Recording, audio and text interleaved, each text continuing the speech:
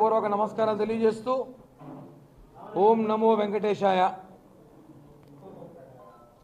ఈరోజు ప్రెస్ మీట్లో మరొక టీటీడీ స్కామ్,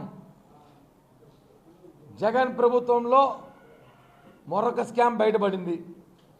మొన్న టీటీడీ చైర్మన్ గారు చెప్తే దాని మీద కొంచెం ఆరాధిసి కొన్ని వివరాలు సేకరించాం. అవేమంటే భగవద్గీత,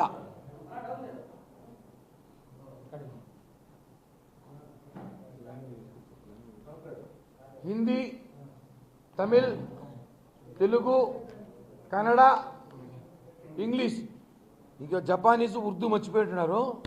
ఇంకేస్తారు వదిలితే కూడా వాళ్ళు డబ్బుల కోసం. ఈ 5 భాషల్లో అయినారు భగవద్గీతని. ఎంత దారుణం అంటే మేము ఒకటే అడుగుతున్నాం అన్న, మనందరికీ తెలుసు చిన్నప్పటి నుంచి మన భగవద్గీత గురించి అందరం దైవంతో భావిస్తాం.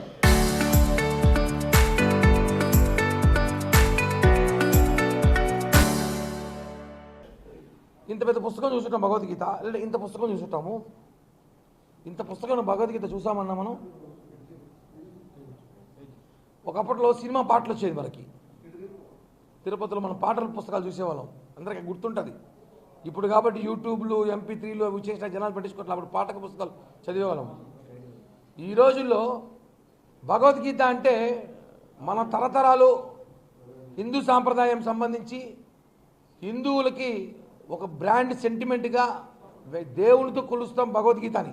అటువంటి భగవద్గీతని లాస్ట్ ప్రభుత్వంలో కరుణాకర్ రెడ్డి గారి హయాంలో ఆయన దిగిపోయి ముందు చేసిన ప్రింట్ ఇది. 5 బుక్కులు కలిపిన 50 గ్రాములు కూడా లేవు. భగవద్గీత మామూలు మనకు కేజీలో ఉంటుంది అనుకుంటా, 50 గ్రాములు కూడా లేవు. 700 శ్లోకాలతో భగవద్గీత ఉంటుంది. నాకు కూడా చాలామంది స్వామీజీతో పొద్దున మాట్లాడా, స్వామి భగవద్గీత ఎన్ని శ్లోకాలు ఉంటాయంటే 700 శ్లోకాలతో ఉంటాయి నాయన అన్నాడు. ఇది ఎక్కడున్నాయి నాకు అర్థం కావట్లేదు. 700 శ్లోకాలు అర్థం కావట్లా. దీంట్లో ఒక డైలాగ్ అయితే రాసున్నారు పెద్దదిగా, మాట తప్పని మడమ తిప్పని మహనీయులకు బాసటగా నిలిచింది అని హెడ్డింగ్ పెట్టారు. ఎందుకు పెట్టారో ఇది నేను కరుణాకర్ రెడ్డి గారిని అడగాలి. ఒకటి, వ్యాస మహర్షి గారు భగవద్గీత రాశారు దశాబ్దాల ముందు. ఇప్పుడు ఈ దశాబ్దాల్లో కరుణాకర్ రెడ్డి రాసినట్టుంది భగవద్గీత. ఇది దేవి ధర్మారెడ్డి, కరుణాకర్ రెడ్డి గారు రాసినట్టుంది భగవద్గీత. వీళ్ళిద్దరు రాసినట్టుంది దశాబ్దాల్లో. కలియుగం భగవద్గీత అనుకుంటాం దీన్ని, లేకపోతే ఏంటండి అసలు భగవద్గీతలో. నేను మొన్న టీటీడీ చైర్మన్ గారు మాట్లాడుతూ భగవద్గీతలో స్కామ్ చేశారు అంటే నాకు బాధేసింది. వాళ్ళని పిలిచి వాళ్ళని తిట్టకూడదు. ఇప్పుడు ఎవరు ధర్మారెడ్డి, కరుణాకర్ రెడ్డిని పిలిచి సాల్వా కప్పాల్సింది పోయి, సన్మానించాల్సింది పోయి వాళ్ళని తిడితే మనము తిట్టకూడదు. ఏందండి 15 పేజీల భగవద్గీత రాశారని మనం తిడతామా? ఇంత పెద్ద బుక్ చదివేసి పని లేకుండా 15-16 పేజీలతో భగవద్గీత రాసినట్టు సన్మానం చేయాలి మనం. భూమన కరుణాకర్ రెడ్డి గారిని, ఏవి ధర్మారెడ్డి గారిని సన్మానం చేయాల్సిన అవసరం ఎంతైనా ఉంది.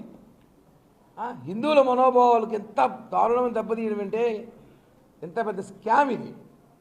5 భాషల్లో 1 కోటి పుస్తకాలు అన్నారు. అంటే ఒక్కొక్క భాషలో దాదాపు 20 లక్షల పుస్తకాలు కొట్టారు. ఈ పుస్తకం కాస్ట్ ఎంత అంటే ఇదే మనం చెప్పాలి. ఇంకా ఎంత పడుతుందో నాకు తెలీదు. స్కామ్ అయితే మాత్రం కోట్లలో జరిగింది. ఇప్పుడు మనం ఒక బడ్జెట్ చెప్పామనుకోండి, వాళ్ళది కాదు ఇంకా తక్కువ చెప్తారు. అది వాళ్ళే చెప్పండి. టీటీడీని అడుగుతున్నాం ఒకటే, ఇప్పుడు 40 లక్షల పుస్తకాలకు పైగా టీటీడీ గోడౌన్లో పడుంది. ఇవి రేపు వెళ్తాం, మీడియా కూడా రండి, మనం వెళ్దాం, వెళ్ళి చూద్దాం ఒకసారి. పర్మిషన్ తీసుకొని గోడౌన్లోకి వెళ్ళి టీటీడీ డబ్బులతో, అంటే మన డబ్బులతో, తిరుమల తిరుపతి దేవస్థానం డబ్బులతో ఎన్ని కోట్లు పెట్టి పుస్తకాలు కొట్టారు భగవద్గీత పేరుతో. ఇది ఎక్కడుంది? ఇప్పుడు ఇవన్నీ గోడౌన్లో ఉన్నాయి. ధర్మ ప్రచార పరిషత్ వాళ్ళు ఏం చేస్తున్నారు?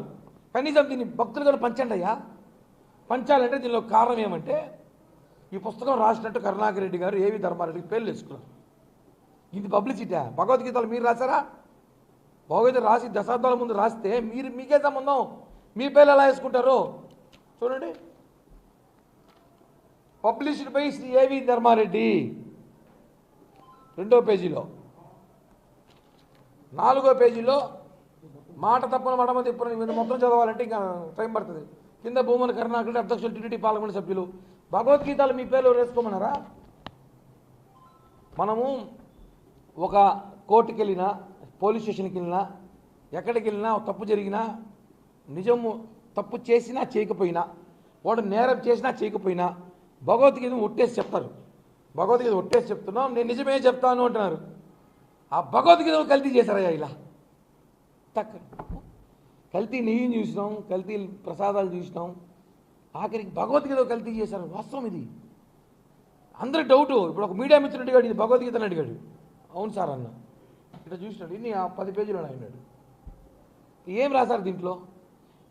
ఇప్పుడు దీనికి ఆన్సర్ ఎవరు చెప్తారు? భూమన కరుణాకర్ రెడ్డి చెప్తారా? ఏవి ధర్మారెడ్డి లేడు, పారిపోయినట్టున్నాడు. మా అవ్వ రోజావ నేను ఏదో మాట్లాడింది దీని గురించి కూడా, ఆమె చెప్తుందా? నేను టీటీడీ చైర్మన్ గారు మొన్న చెప్పాను ఒక విషయంలో ఆరాధిస్తే, దాన్ని బట్టి బాగా నాకు అబ్జర్వ్ అయింది. ఈ భగవద్గీత డబ్బులతో తిరుపతి ఎలక్షన్లు చేశారంట వాళ్ళు. అధర్మమైన డబ్బుతో ఎలక్షన్ చేశారు కాబట్టే చిత్తుగా తిరుపతిలో ఓడిపోయినారు. అధర్మమైన డబ్బు ఇది. వెంకటేశ్వర స్వామి డబ్బుతో భగవద్గీత పేరుతో మీరు ఎలక్షన్ చేశారు కాబట్టి మీరు ఓడిపోయారు తిరుపతిలో దారుణంగా. ఇప్పుడు ఈ లెక్కాచారం ఎవరు చెప్తారు? టీటీడీ విజిలెన్స్ వింగ్ని అడుగుతున్నా, ఈ భగవద్గీతలన్నీ ఏం చేయబోతారు? ఇప్పుడు ఆ ఉన్న స్టాక్ని ఏం చేస్తారు? దీంట్లో ఎంత ఖర్చు పెట్టారు? నాకున్న సమాచారం అయితే భారీ కుంభకోణం తెలిసింది. అది 30 కోట్లు కావచ్చు, 40 కోట్లు కావచ్చు, 50 కోట్లు కావచ్చు. ఈ బుక్కులకి అంత అవ్వదు. ఇది పబ్లిసిటీ ప్రైవేట్లో కొట్టించారు కాబట్టి ఎంత మహా అయినా లాట్లో ఎవడో స్పాన్సర్లు కొట్టించి ఉండొచ్చు. ఒకవేళ డబ్బులు, ఆ డబ్బులు కూడా బిల్లులో పెట్టారు నాకు తెలిసి. ఇది కూడా బిల్లు పెట్టి ఈ డబ్బులతో ఎలక్షన్ చేశారని చెప్పి బిఆర్ నాయుడు గారు మనం చెప్పారు. తర్వాత దాన్ని ఆరాధీసి విచారిస్తే ఈ బుక్కులు పట్టడానికి టైం బట్టి బుక్కులు తెస్తే షాకే 5 భాషల్లో అద్భుతమైన బుక్కులు. పైన ఫోటోలు మాత్రం భగవద్గీత, కింద ఏవి ధర్మారెడ్డి, లోపల కరుణాకర్ రెడ్డి ఫోటో, జగన్ డైలాగులు కొన్ని. భగవద్గీతలో జగన్ డైలాగులు, మాట తప్ప మడమ తిప్పం, ఇవన్నీ కాదు. ఇప్పుడు కరెక్ట్గా చెప్పాలి, ఈ స్కామ్ని టీటీడీ విజిలెన్స్ తొందరలో ఎంత స్కామో ఇది బయట పెట్టాలి. గోవిందరాజ సంఘంలో 50 కేజీలు బంగారు కథ కూడా చెప్పలేదు ఇంతవరకు. ఏం చేస్తుంది అర్థం అంటే, ఒకటి అధికారంలో ఉన్నామనే కానీ ఇట్లాంటి రోజు ఒకటి వస్తున్నాయి. ఆఖరికి భగవద్గీతను మోసం చేశారు వీళ్ళు. అసలు వీళ్ళు పట్టుకొని రేపు జైలుకు పోతే వీళ్ళు చేసి ఫస్ట్ పని ఏంది? భగవద్గీత ఒట్టేస్తున్నామేమంటారు. ఆ భగవద్గీతని కల్తీ చేశారు, ఇంకేట ఒట్టేయాలి మేము. కాబట్టి నిజంగానే ఇట్లాంటి మహానుభావుల్ని మనం తిట్టకూడదు, సన్మానం చేయాలి, సాల్వా కప్పాలి, సన్మానం చేయాలి. నేను టీటీడీ వాళ్ళని అడిగి మహత్య ఐడర్ తీసుకోమంటే ఒకరోజు మనమంతా ఈ కవులు, గొప్ప కవులు వీళ్ళు, ఈ 2 కవులను పిలిపించి సన్మానం చేద్దామండి. ఎందుకంటే భగవద్గీతలో వీళ్ళ పేర్లు వేసుకొని వీళ్ళు పబ్లిసిటీ చేసుకున్నందుకు వీళ్ళు సన్మానం చేయాల్సిందిగా కోరుతూ, ఇంకో విషయానికి వస్తే, ఒక ఇది జగన్మోహన్ రెడ్డి ఒక టైటిల్ ప్రభువా క్షమించు అనేసి ఒక పేపర్ ఆర్టికల్ వేశాడు ఈ మధ్యలో చాలా రోజుల క్రితం, కొన్ని సంవత్సరాల క్రితం. ఇది ఎందుకు వేశాడు చెప్తున్నా అంటే, 13వ తేదీ సాక్షి ఫ్యామిలీ అనుబంధంతో యేసు ప్రభువ ఫోటో ప్రచారణ విషయంలో ఘోరమైన తప్పిదం జరిగింది. సాక్షి దినపత్రిక రావడం వల్ల దాన్ని అంగీకరిస్తూ ఇందుకు వ్యక్తిగతంగా బాధ్యులైన ఎడిటర్, తూర్పుగోదావరి చెందిన పాస్టర్ కుమార్ ఎడిటర్ను బదిలీ చేస్తూ దీనికి నేను ప్రధాన ప్రభువా క్షమించని చెప్పి జగన్మోహన్ రెడ్డి రాశాడు. టీటీడీ కల్తీ మీద ఇంత రాద్ధాంతం జరుగుతోంది, దేశం ప్రపంచవ్యాప్తంగా జరుగుతోంది. అసెంబ్లీ, శాసన మండలి, పార్లమెంట్లో మాట్లాడుతున్నారు, మీడియా, సోషల్ మీడియా డిబేట్ జరుగుతుంటే ఎందుకు జగన్మోహన్ రెడ్డి కనీసం క్షమించమని అడగకపోయినా కనీసం తప్పైందో లేదో చెప్పలేకుండా కనీసం తప్పించుకుని తిరుగుతున్నాడు అంటే ఎంత స్వార్థం అండి. అంటే మేము ఒక మతం గురించి మేము ఎప్పుడు మాట్లాడడం. జనసేన పార్టీలో అన్ని మతాలు ఉన్నారు, అన్ని కులాలు ఉన్నారు. కానీ సనాతన ధర్మంలో భాగంగా ఇలాంటివి మీరు చేసినప్పుడు, మా హిందువుల మతం దేవుళ్ళ మీద దాడులు జరుగుతుంటే, మమ్మల్ని అవమానిస్తుంటే, ఇలాంటివన్నీ బుక్కులు కొట్టి మీరు మరీ అవమానిస్తుంటే కూడా మీరు ఎందుకు ఒక క్షమాపణ చెప్పలేకపోతున్నారు? అంటే మేమంటే చిన్న చూపా మీకు? పవన్ కళ్యాణ్ గారు అందుకే చెప్పేది, మనమంటే లెక్కలేంతరంలో ఉన్నారు వాళ్ళనేసి. ఇది కరెక్ట్ కాదు. ఇది ఉదాహరణ చూపిస్తున్నా. ఇలాంటివన్నీ చేస్తున్నారు కాబట్టి ఇలాంటి క్షమాపణలు కోరుతున్నారు. మాకు మాత్రం క్షమాపణలు ఏమి ఉండవు. కాబట్టి భగవద్గీత స్కామ్ను మాత్రం దయచేసి ఇలాంటివన్నీ బయట పెడతారనే వ్యక్తిగత విషయాలు మాట్లాడడం,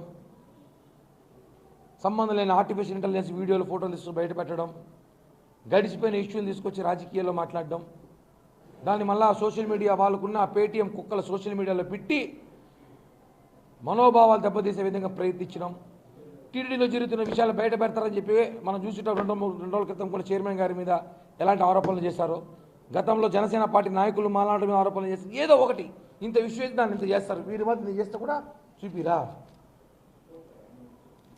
వ్యక్తిగతంగా టార్గెట్ చేస్తారు, విమర్శిస్తారు, మీరే క్రియేట్ చేస్తారు. ఇవన్నీ కరెక్ట్ కాదు. వైఎస్ఆర్ కాంగ్రెస్ పార్టీ నాయకులరా, తిరుపతిలో ఉన్న నాయకులరా, మాజీ టీటీడీ చైర్మన్లరా, ధర్మారెడ్డి గారు, మీరందరూ కూడా సన్మాన సభ ఏర్పాటు చేస్తున్నాం. డేటు తేదీ కనుక్కొని చెప్తాను, రండి.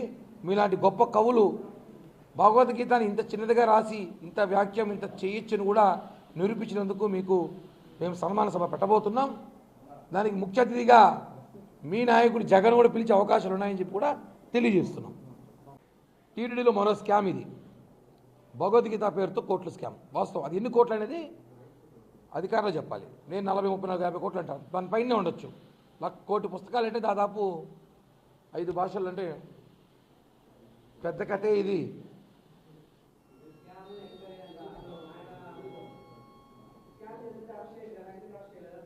ఇప్పుడే కదా బయటపడింది. అన్నీ అరెస్ట్ చేస్తారు.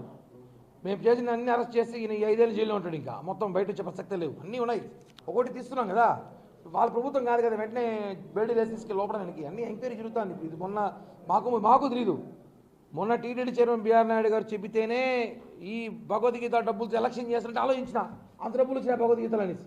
అది ఏంది కనుక్కుంటే 2 రోజులు పట్టింది నాకు. భగవద్గీత దాని డీటెయిల్స్ తీసుకొని దాన్ని పట్టి బుక్కులు తెప్పించుకొని వేరే మిత్రుల దగ్గర బుక్కులు తెప్పించుకొని ఆ డేటా తీసుకొని ఆ ప్రింటింగ్ ప్రెస్లో అడిగి అసలు ఏంది, ఎందుకు ఇది బయట పెట్టలేదు ఇన్ని రోజుల్లో, ఎందుకు 2 సంవత్సరాలు అవుతుంది ఇది, ఎందుకు బయట రాలేదు వరకు కూడా, ఎందుకు దాచిపెట్టారు దీన్ని నేను కనుక్కో ప్రయత్నం చేస్తున్నాం. ఈ ప్రయత్నంలో భాగంగానే ఆ డైవర్ట్ చేయడానికో వ్యక్తిగత విమర్శలు, వ్యక్తిగత దాడులు, చైర్మన్ గారిని కానివ్వండి ఇంకొక మాట్లాడడం, ఇవన్నీ కూడా ఇలాంటి బయట వస్తాయనేసే. ఈ డబ్బులతో ఎలక్షన్ చేశారు కాబట్టి పాపాత్మ డబ్బులతో పాపాలు చిచ్చుతుగా ఓడిపోయారు. దీన్ని ఖచ్చితంగా సీరియస్ తీసుకొని ప్రపంచంలో హిందువులందరూ భగవద్గీత చూసే ప్రతి ఒక్కరు చెప్తున్నా ఖండించండి. భగవద్గీత ఎలా ఉంటుందా? 5 బుక్కులు అయితే 50 గ్రాములు లేవు. దీనికి నాకు తెలిసి 40-50 కోట్లు పెట్టారట.